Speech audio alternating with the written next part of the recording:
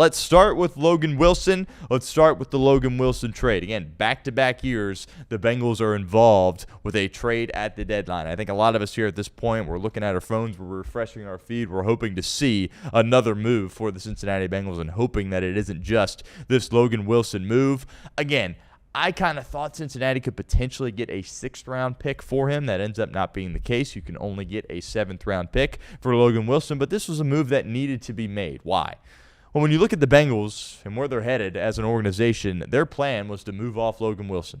And that decision was made in Green Bay when you put him on the bench, where you sat there and you said, we're going with Barrett Carter and Demetrius Knight. And you can probably rewind that a little bit and say, well, actually, that decision was made on draft night back in April when you took Demetrius Knight and Barrett Carter with 2 top-of-the-line picks, basically saying, you know what, these are our guys for the future. We're allocating top-of-the-line resources to them, and we're going to phase off of Logan Wilson. And Logan Wilson, his career here in Cincinnati, I was really hard on Logan Wilson. I ripped him apart last week. I stand by everything I said. I don't regret any of it. I think in the situation you were in, where you still had a chance, doesn't really feel like you have a chance as far as the postseason goes, but when you requested the trade on the heels of the Steelers game, kind of feels like you had a chance, and I thought it was selfish, especially for a captain, to go out there and do that in the middle of a season. I stand by that, but now he's gone, right? He's no longer a Cincinnati Bengal. I think if we can step back and kind of evaluate Logan Wilson's tenure as a Bengal, and an overwhelming success, to be completely honest with you. This is a guy you took in 2020 in the 3rd round, and we talk about Cincinnati, and they're just whiff after whiff after whiff when it comes to their draft picks. Logan Wilson wasn't a whiff. He came in here and he started immediately. He was a guy that you could rely on from a leadership standpoint. I understand, requesting a trade, that's not very leader-like. I totally get that. But through his career to this point, he always did what was asked. He was very professional. He said all the right things. He made big-time plays. He stepped up in big moments.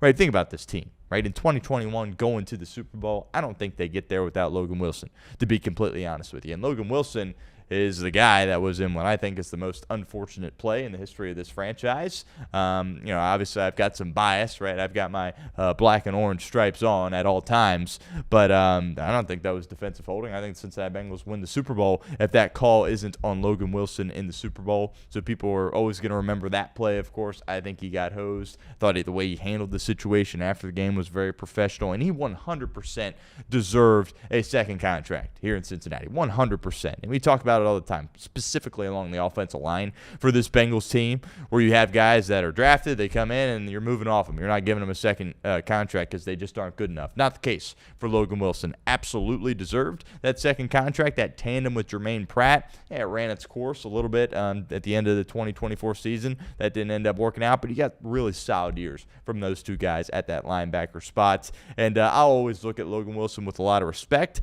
Kind of a bad taste in our mouth for how it ended. Again, I thought it was selfish to do it when he did it, and I thought he deserved to be ripped apart for it, which is exactly what we did here at Chatterbox Sports. But now that he's gone, I think you can sit back and kind of look at his whole career here in Cincinnati and say, you know what, that's a success. The Bengals could use more Logan Wilson-type players. If you have more hits like that in the 3rd round of the draft, you're going to get back to being a contender for the Super Bowl if you can find more Logan Wilsons. But obviously, really since Logan Wilson, you haven't been able to find a lot of them. Now, Logan Wilson was Al Golden's guy. I don't know if he comes back and takes this job without Logan Wilson, to be honest with you.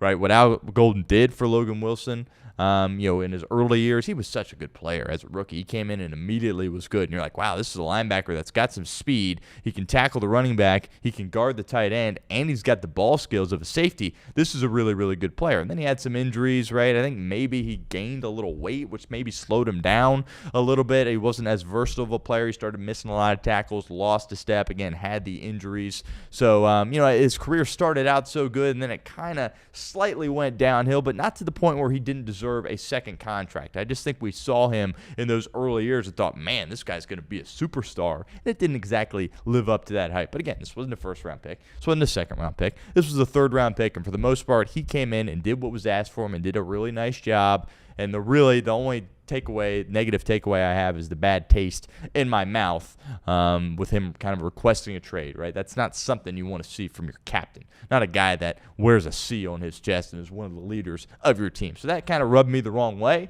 a little bit, but overall was really pleased with Logan Wilson, and the Bengals need to find more Logan Wilsons if they want to have success. We'll see if they make any other moves. Obviously, as I mentioned at the top of the show, we plan on going live around the deadline. I don't know if they will add somebody or get rid of somebody else. You only get a 7th-round pick for Logan Wilson. Could you get a 7th-round pick for Cam Taylor-Britt? CTB has struggled. He's been benched, right? Similar to Logan Wilson. He was a higher draft pick because you took him in the 2nd round instead of the 3rd. But that's kind of the guy I've got my eye on. Again, I hope that they trade Trey Hendrickson, but it doesn't really seem like that is a decision they are going to make here at this point, as they're kind of holding on to hope that that he'll come back and help them win some games and be a foundational part of their defense.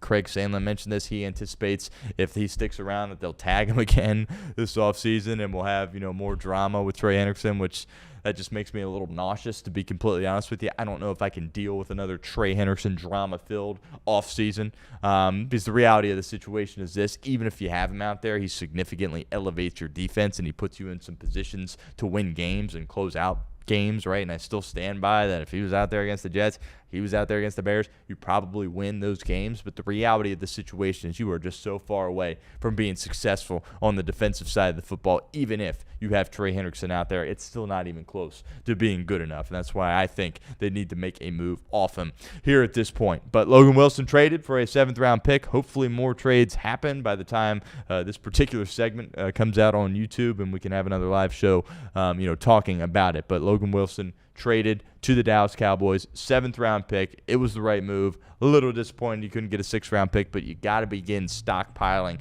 those draft picks a little bit. Obviously, you lost a 5th-round pick. It was a pick swap, of course, from the Joe Flacco trade, but that was a later pick. Now, all of a sudden, I believe you have 2 6ths and 2 7ths, which for the Bengals, that doesn't excite you at all, right? I think teams around the league, there's been plenty of players. You look around the landscape of the National Football League, plenty of tremendous players that were picked in the 6th and 7th round. How about this? Kyle Monungai, I didn't even mention this on yesterday's show. Completely forgot to do this. The running back, right, for the Chicago Bears that absolutely ran through you and torched you.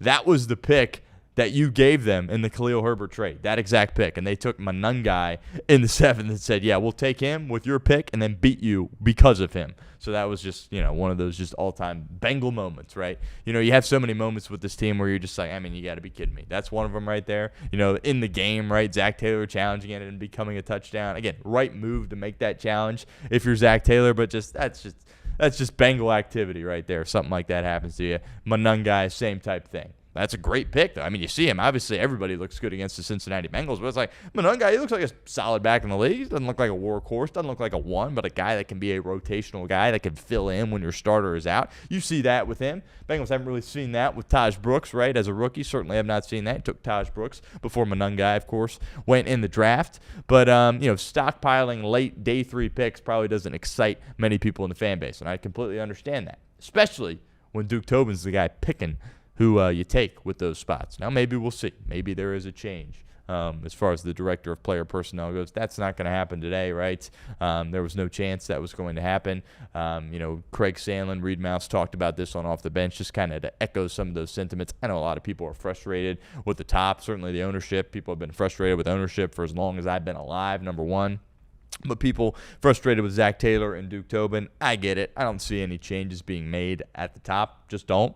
To be very clear here, I've said this as my stance. I think the Bengals need to move on from Duke Tobin, and I think you give Zach Taylor another opportunity. I know that isn't the most popular take. That's just kind of my opinion. But I don't anticipate either one of those guys being relieved of their duties unless this thing completely blows up. Right, you look at their record right now, they only have 3 wins. And you look at their schedule, and you're like, you got Baltimore twice, you got Pittsburgh again, you got New England, you got Buffalo.